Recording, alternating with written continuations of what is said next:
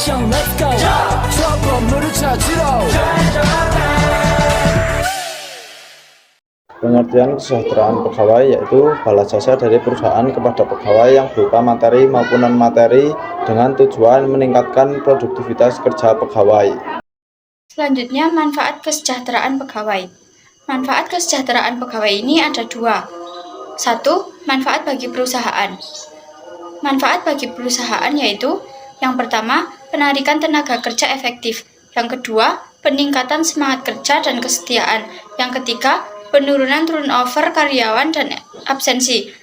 Yang keempat, pengurangan pengaruh serikat karyawan. Yang kelima, pemuasan kebutuhan karyawan. Yang keenam, meminimalisir biaya kerja lembur. Dan yang terakhir, mengurangi kemungkinan intervensi pemerintah.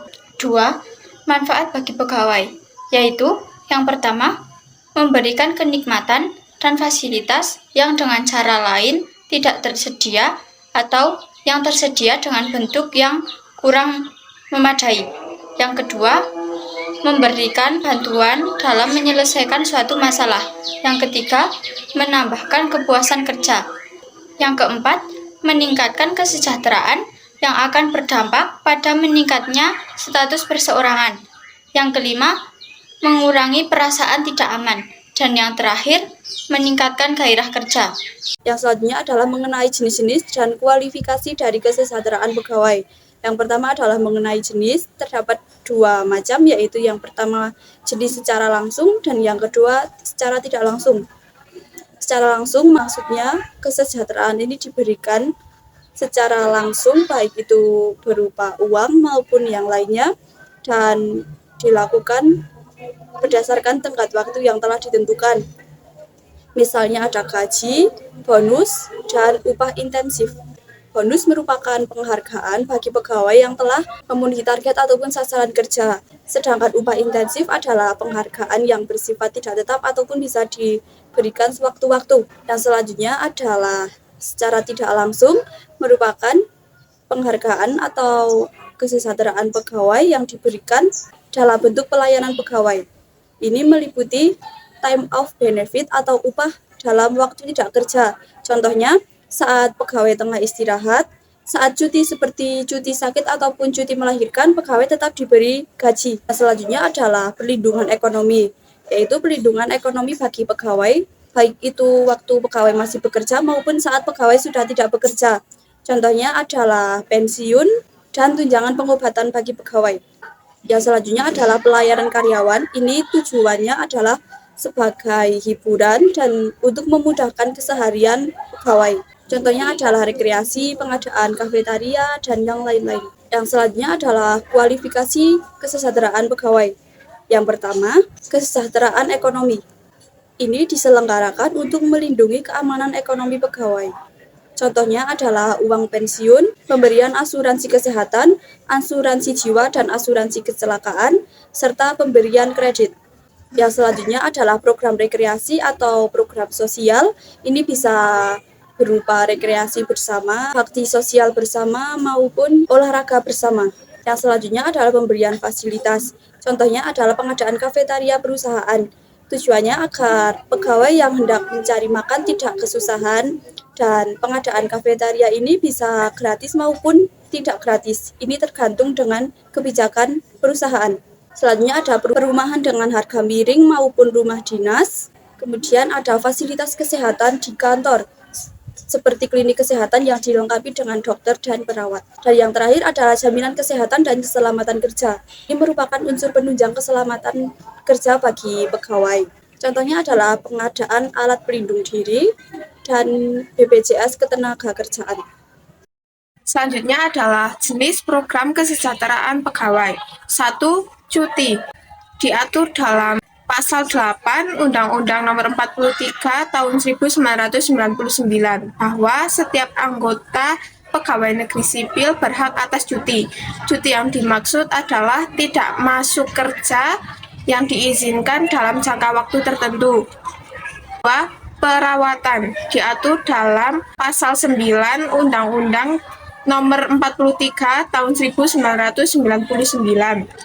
bahwa setiap PNS yang ditimpa kecelakaan saat menjalankan tugas dan kewajibannya berhak mendapatkan perawatan dan segala biayanya akan ditanggung oleh negara. 3. Tunjangan diatur dalam Pasal 9 Undang-Undang Nomor 43 Tahun 1999.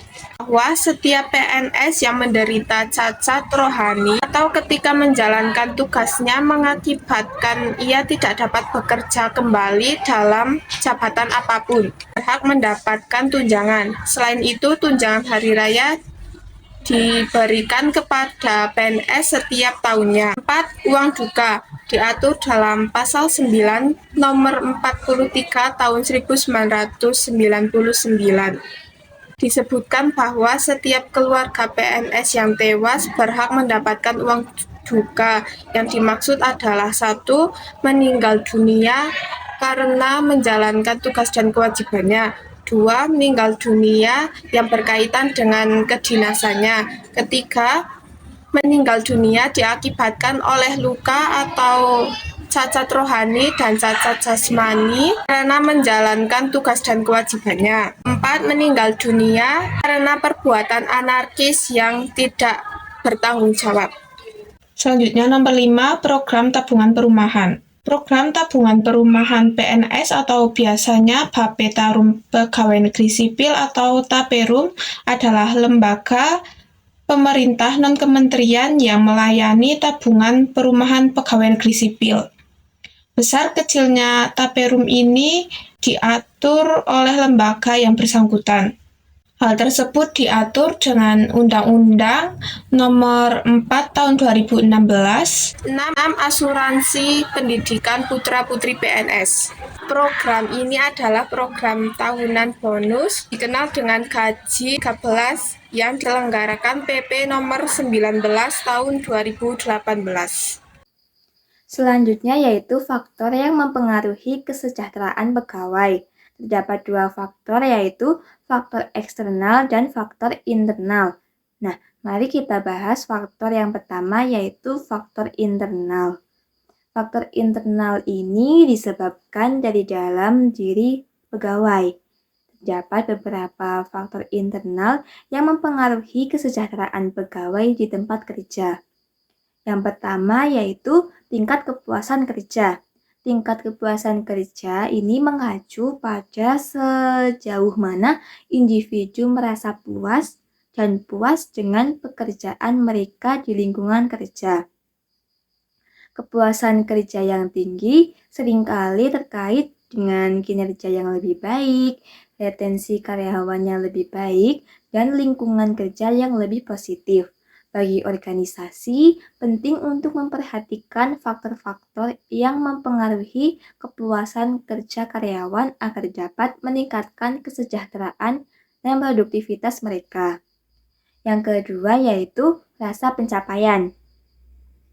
Rasa pencapaian adalah perasaan puas atau bangga yang dirasakan seseorang setelah berhasil menyelesaikan suatu tugas, mencapai tujuan, atau meraih hasil yang diharapkan.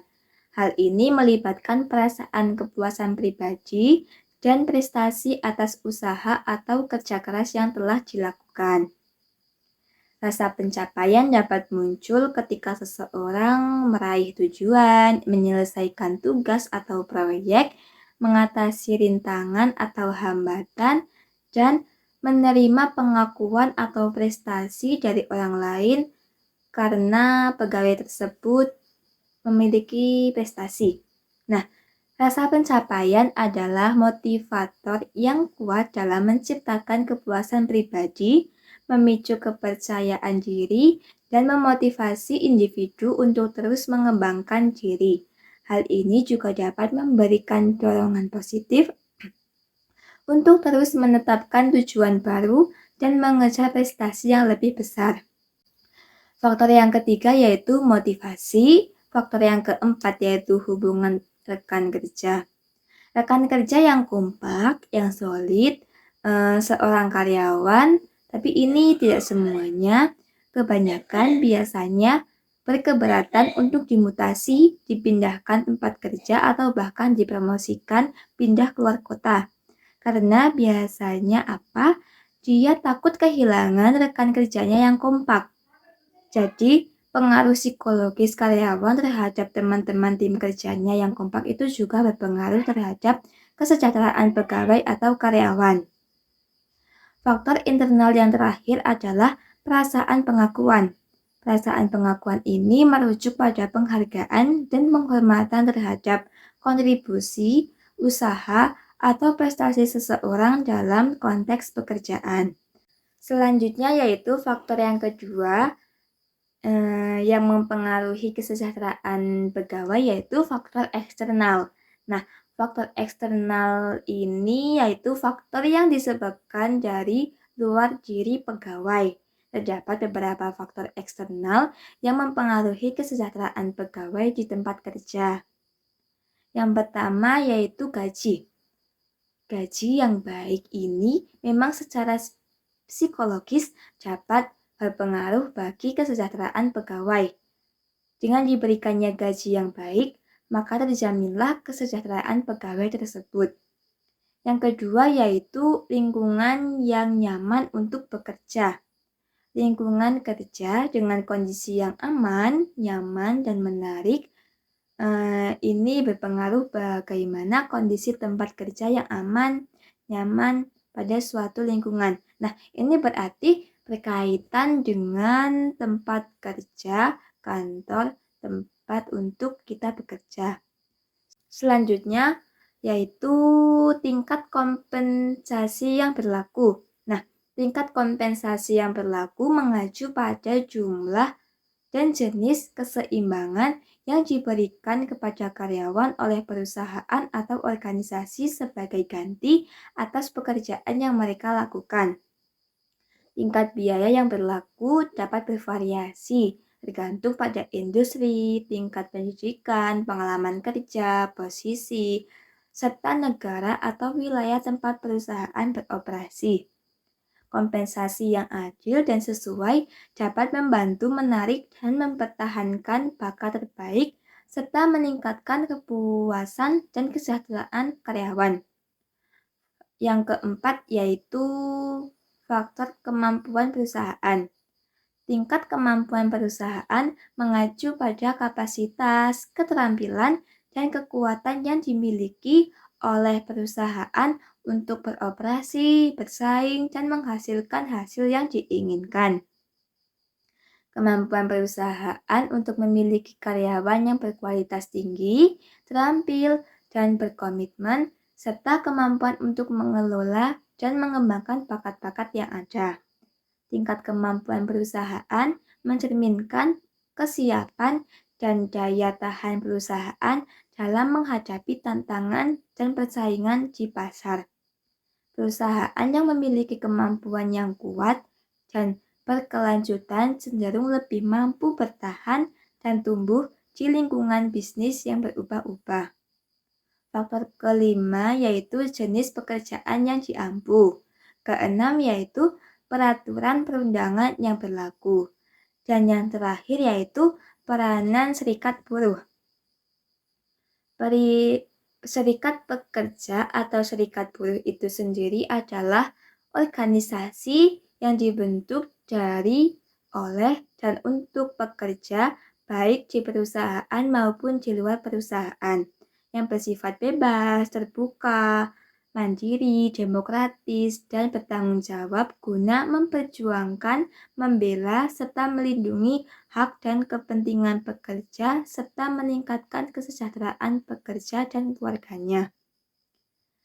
Peranan serikat buruh juga menjadi faktor kesejahteraan pegawai karena tujuan serikat pekerja atau serikat buruh yaitu memberikan perlindungan, hak, dan kepentingan bagi pekerja atau buruh dan keluarganya.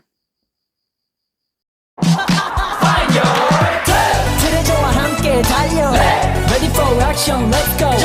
조금 물을 쳐주러